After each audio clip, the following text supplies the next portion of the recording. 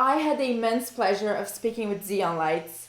Zion has been an environmental activist her whole life. She's a passionate science advocate, wrote a children's book called The Ultimate Guide to Green Parenting, gave a TEDx talk, and was a spokesperson for Extinction Rebellion. She made headlines recently after leaving Extinction Rebellion, coming out as pro-nuclear, and becoming the director of Environmental Progress UK, an organization focused on promoting nuclear energy. We talked about her life, her past, her career, obviously nuclear energy, our mutual love for Carl Sagan, and some other things.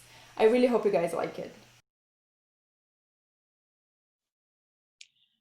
Zion, you have a long career as an environmental activist. You have also been a spokesperson for Extinction Rebellion. Can you tell us a little bit about your past, how you got into activism, and what you have focused on throughout your career? I've been an environmentalist for a long, long time. When I was quite young, I was learning about global warming, as we called it then, at school, and I was really worried about it. And I didn't know why other people weren't worried about it. And I tried to get my parents to recycle, and they thought I was being a bit crazy, which is funny now because they recycle everything.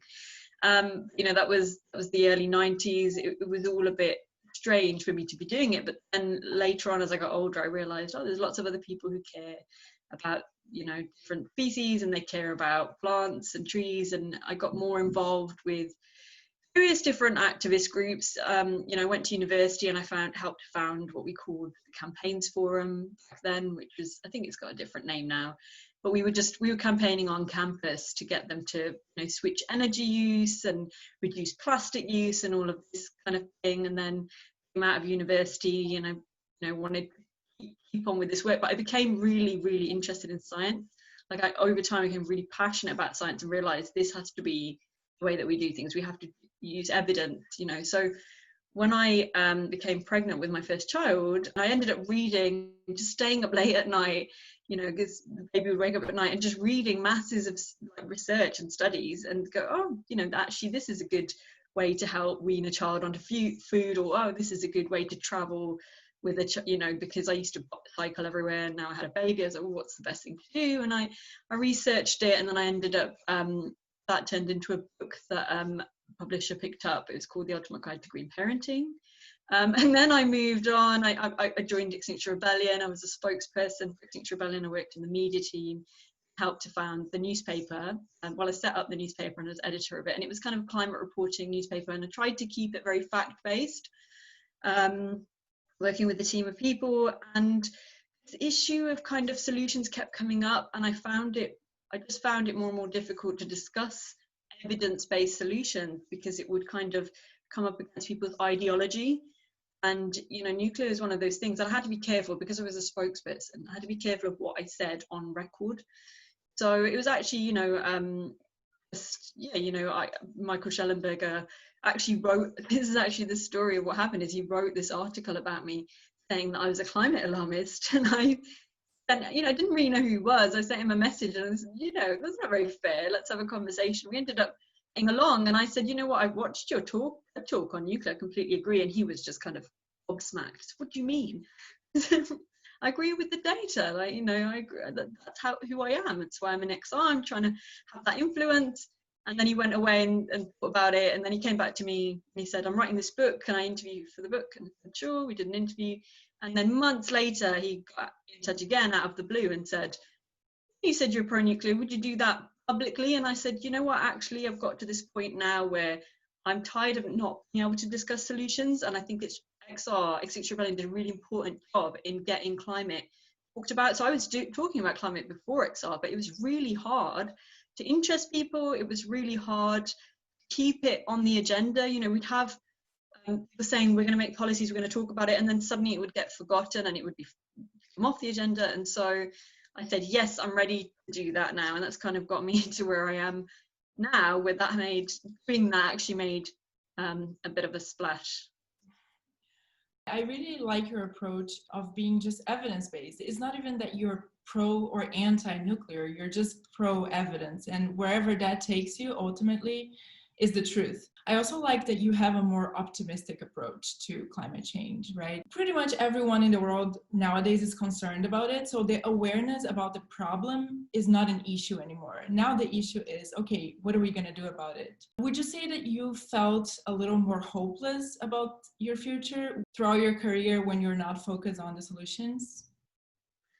I've definitely had periods of feeling more worried, especially because I've had children. I think it's a really sad thing if you're just, you feel bad about that or you feel guilty. I know a lot of people who, and I completely respect their decision that they don't want to bring children into this world, is what they say. But I kind of think, well, people still had children in wartime. It's nothing's really so bad. Actually, this was something really, really popular in Extinction Rebellion, was to say our children are going to suffer and they're not going to have food and there's going to be food shortages, and I would say, well, actually over time I started to think about it and thought, actually a lot of the world already lives like that, right? Like a lot of the world already suffers those problems. So really, and they're the ones that are going to be the brunt of this. So actually really we should be focusing on poverty eradication. That should be part of the solutions for climate change, which is what has brought me really to the energy area, where I think, well, actually what do these countries need to lift them out of situation, and it's actually clean, abundant energy. That's what they need. That's what we had. We don't want them to have coal, right? We don't want them to have fossil fuels. There's lots of kind of things going around with trying to stop them from having that same growth. Then we need to give them nuclear. We need to give them something. We can't. This is where I've come to now. And on your point about changing your mind, I am open to research. But what I would say is, some people have worried and said, what if she changes her mind back? Well, it's not about one thing and changing my mind. It's realizing that there's a huge body of research in favor of nuclear, right? And that to unpick that, you have to now produce a huge body of research that proves it all, and that doesn't exist. And I'm asking people all the time when they argue with me about waste and radiation, show me your facts, and they don't have it. And if you look at the huge body of research, it is the best solution out of all of the energy sources. And actually, the data, if you go somewhere like ourworldindata.org, I think it is, the data shows that it's actually one of the safest as well, which I know blows people's minds, but it's true. Look at the impact and deaths from fossil fuels, from the extraction, from air pollution, millions of deaths a year. Even if you add up all of the nuclear meltdowns, you add up Fukushima, you add up Chernobyl, the numbers don't go near the million. For me, it was very similar, and at different points I felt like I was going crazy. I felt like I had gone like full on Alex Jones conspiracy theorist, because I'm looking at this data and it's so different from the public perception. And I kept thinking, am I insane? But then you look at the sources and they're legit sources. So you kind of have to change your mind as evidence comes in, right? It's so good to talk to you about this. And yeah, I've had that same thing where it felt like a conspiracy. It felt like a conspiracy, like what's going on? Why is it? And then why is it like this? And then there's so much to unpick in conversations with people, because they think you've been brainwashed into something. That's what a lot of people that I've spent a lot of time with have thought. But then when they speak to me, they always go, okay, that's not what's happening. And sometimes they go away and look at the data, and that's important. And sometimes they just, they don't want to change their mind, and that's fine. Some people are always going to be in that camp. And sometimes they looked at all the evidence and for some reason they're against it. I'm totally fine with that. I just think that the real evidence and the real facts have to be out there, and people have to come in contact with them, and then they can make up their minds. I want to keep my mind open. If tomorrow new evidence comes in that contradicts everything that we think about nuclear, I'm going to change my mind back. And that's right, because that's how it has to be a strong body of research, right? Like it has to be like some of these claims that people make about, no, actually secretly they covered up lots of deaths. I say, if you make extraordinary claims, it's that quote, isn't it? You need extraordinary evidence. Like, show me the evidence. And it doesn't exist. It doesn't exist, which does make you feel like this kind of conspiracy. I don't, but the evidence is in our side. What were your biggest concerns, you'd say, with the technology? All the stuff that people talk to me about now, which is why I'm quite, I listen to people and I understand where they're coming from. The thing was, if you're in the environmental movement, it just kind of goes hand in hand that you're anti-nuclear, because everybody is around you. You don't even think about it. people asked me to write about it, I would write a negative article. You know, I didn't campaign heavily, but I knew people who went to the protest, so I thought it must be a right thing because they're always protesting this technology. You know, it's things like being told that radiation kills lots of people. Even I was told radiation killed thousands of people at Fukushima. When I looked it up, it didn't. 575 or so people died in the evacuation process through the kind of panic.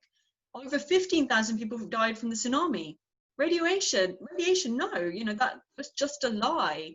And waste, I was told that waste, and I think actually waste is an interesting one because it's very culturally depicted as this kind of like a Simpson style green goopy corrosive liquid, and sometimes even when I talk to people I can see that that's their image, and I say, let me show you what this waste storage facility looks like. Something like in the Netherlands, you know, really exciting. It's actually also an art museum. You know, it's solid for a start. It's not green goopy corrosive.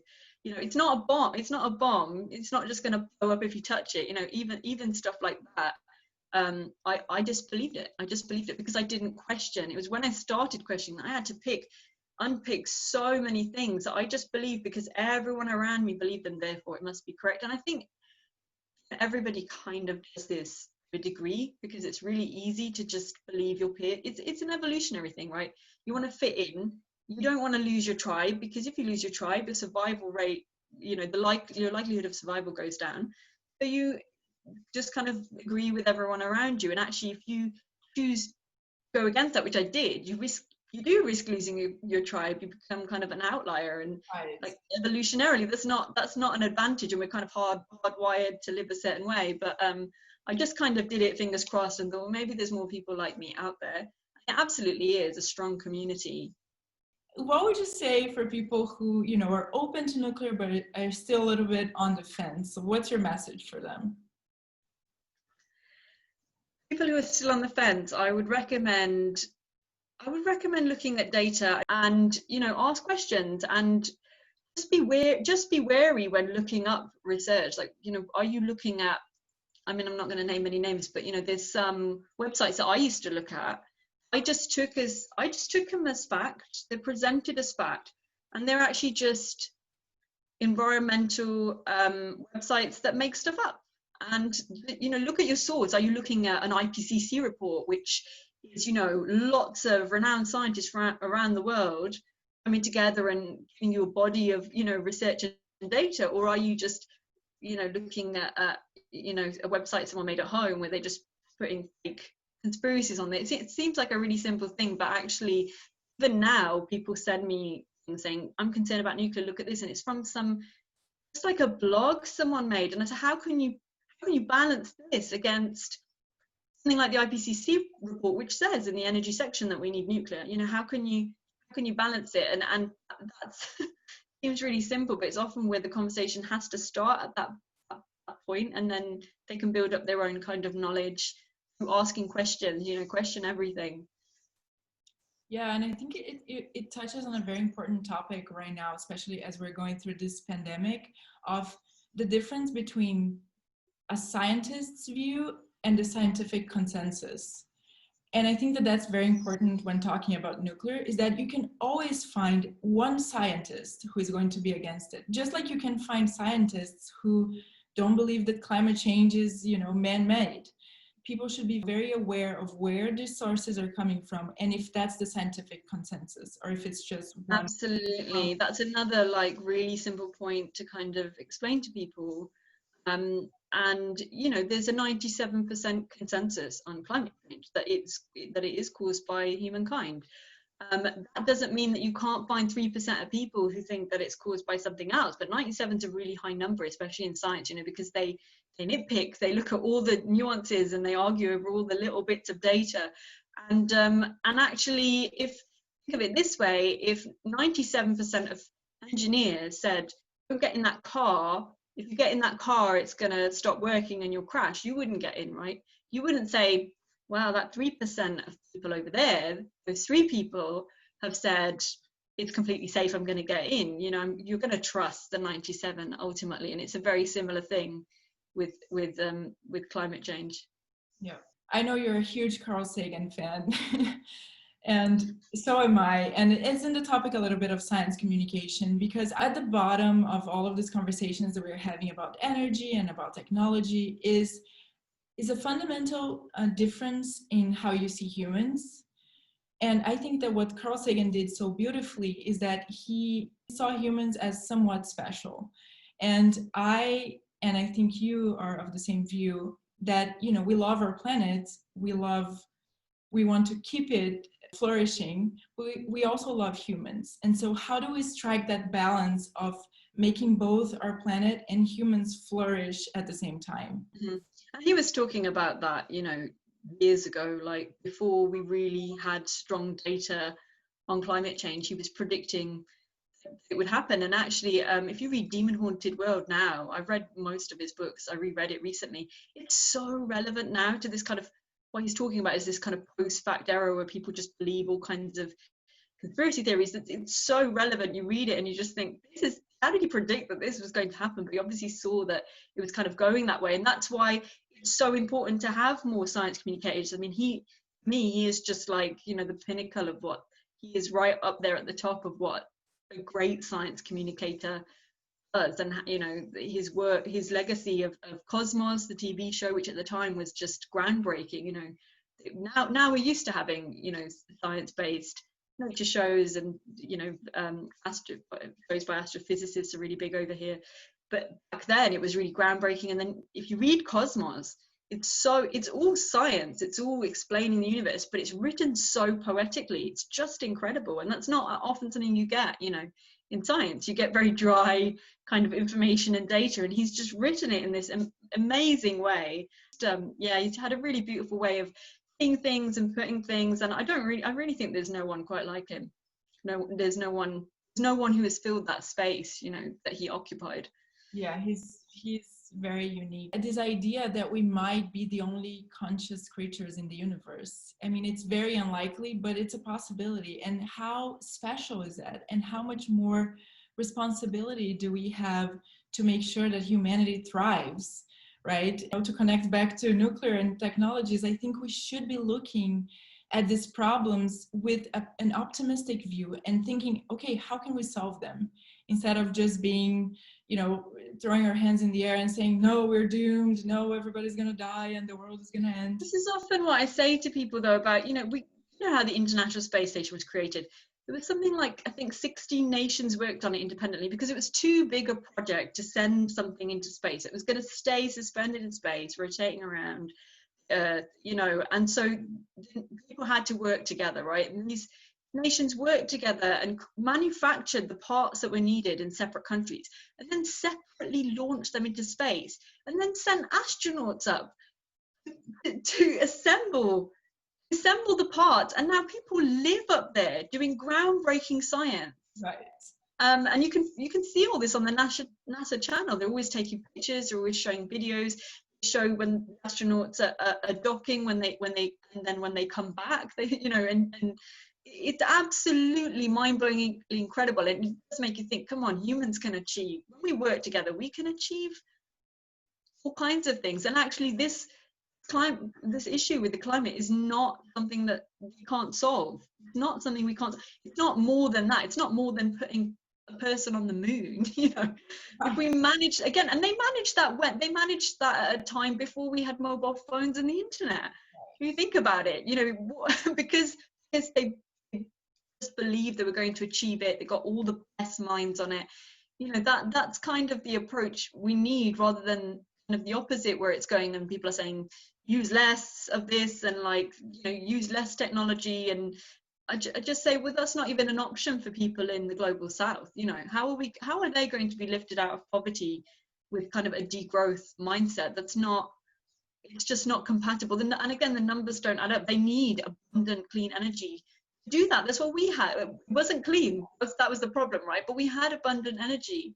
We had our heyday. We built, when I traveled around the world to these countries like India, where my parents are from, villages, they're crying out for it.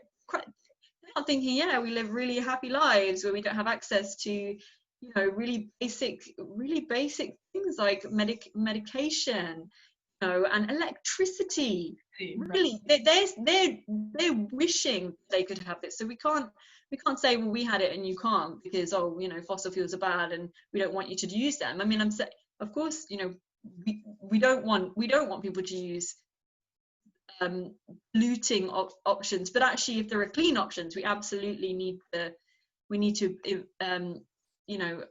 to make sure that access is there for those. And actually, what's happening is we have so much of a say in what happens around the world.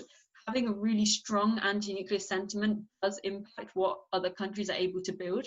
Some of these countries are getting renewables because we really push for it, and companies go over there and do it, but it's not going to meet demand. That's just simple arithmetic, that it's not enough for them to lift them out of poverty. It's not enough to grow infrastructure and grow the way that we did. They need a better energy source. And for me, this idea that you just said, that it's unfair for us in developed nations to go to developing nations, that's very personal for me, because I'm from Brazil. I'm from a small village in the middle of nowhere, Brazil, and my whole family still lives there. And I know what low energy consumption looks like, and it doesn't look like the green utopia that people imagine. It looks like poverty. It looks like a low quality of life. And I don't think that because you were born in a certain place in the world, your quality of life should be lower than anybody else just because of that accident of history. So absolutely.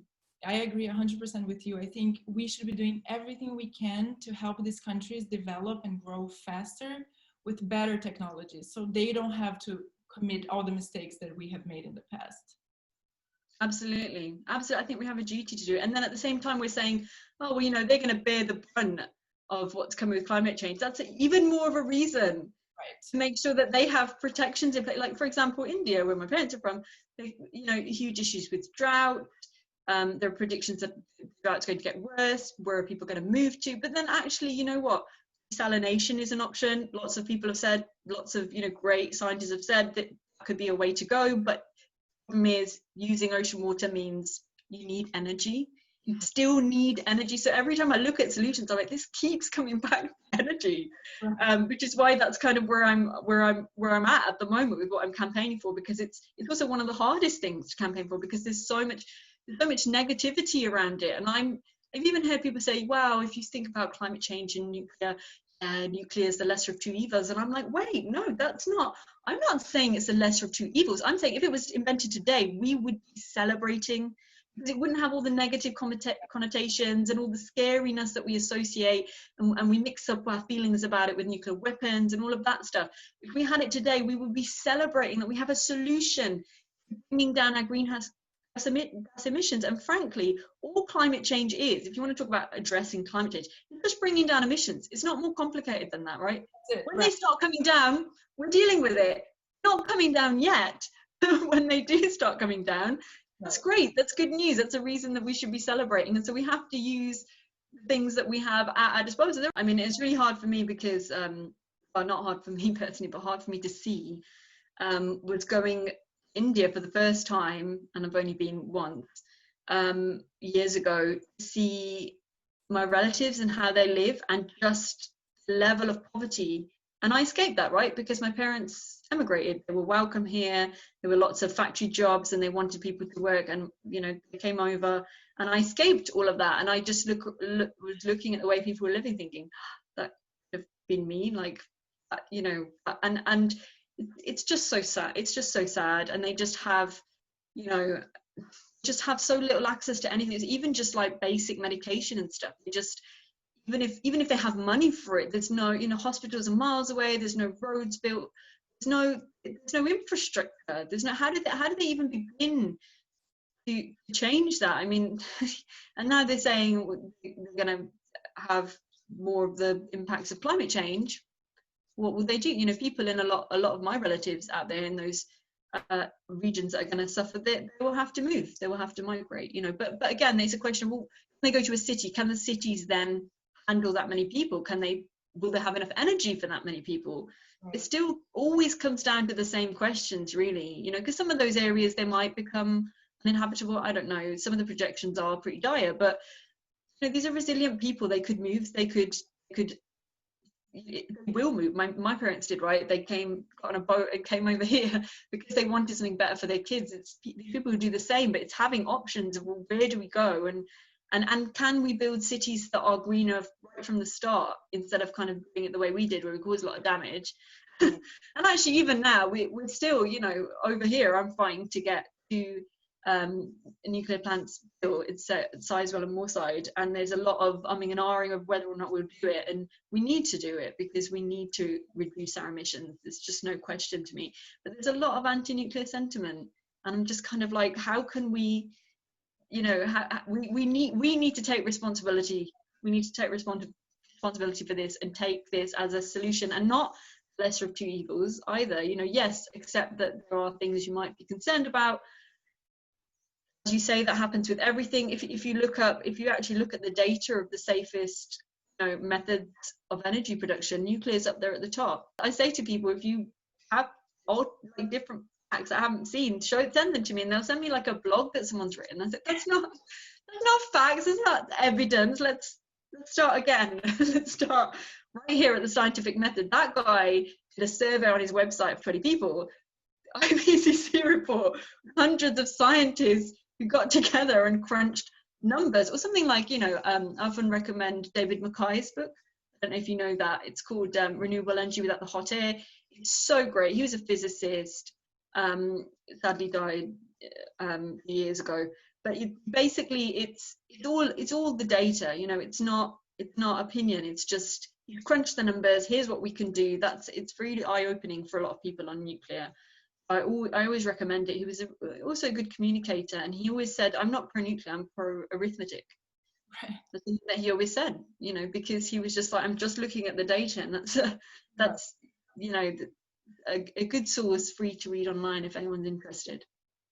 Okay, I just want you to leave your final message for everyone who, like us, is very concerned about climate change and is feeling a little bit hopeless right now. My message is to focus on solutions over scary stuff, the stuff that's upsetting you, or the latest article you saw, or the latest prediction by the latest scientist, because as you said, one scientist. Let's look at what the consensus is. No one is saying in the scientific consensus that it's too late to act. No one is saying that anyway. So if you hear that that's not true, what they're saying is, yeah, we might, if we don't act within this amount of time, we'll increase by this many degrees, and that might mean this. We're not at that point yet. We could absolutely address these issues right now, you know. And I know a lot of people get kind of eco-anxiety, especially, you know, young people now. And I think that getting involved in some way with some solution, joining some group, having a community of supportive people around you is really important to help you to, you know, to get through it, and to have a wider kind of view of what's happening in the world, which is that, you know what, even fossil fuels, now we know they're polluting and they did all of this stuff, but they enabled us to live this way. That's good, because for a long time, a lot of us didn't, right? People died of preventable diseases. People didn't have access to everything we have now. So just remember how much people can change and have changed when they want to, and just, you know, remember that, because it is, again, kind of comes back to Carl Sagan, where and this is where Shadows of Our Ancestors is a brilliant book, because it's looking at this universal timeline. We are such a tiny blip. Our existence is such a tiny blip. And I know some people are saying, that makes me feel really insignificant, but look at it the other way. How significant is that? You get to be here and have this conversation and have conversations with other people right now. You get to be here, and you get to have a say in the way things are run, which actually, again, for a long time, you know, wasn't the case. You know, use your voice and involved, even if you're only starting right at the beginning, having conversations with people. I think actually it's super important, especially with things like nuclear, because there is a lot of fear and worry to unpick there, and public sentiment matters because it influences what politicians do. As you'll have seen, as you read in your video about Germany, and now that's happening in France as well, where they're starting to shut down perfectly good working reactors because people are afraid. If you're going to be afraid of air pollution and climate change and shift where your fears are. And then that's great, because you can actually end up coming towards a solution that can help fix those problems. I agree with everything you said. I think that through science and human collaboration, we can transcend our biological limitations and achieve greatness. And I'm very hopeful for the future. I think that we have all the tools available and we should focus on solving all those problems. So thank you so much for talking to me. Thanks for having me.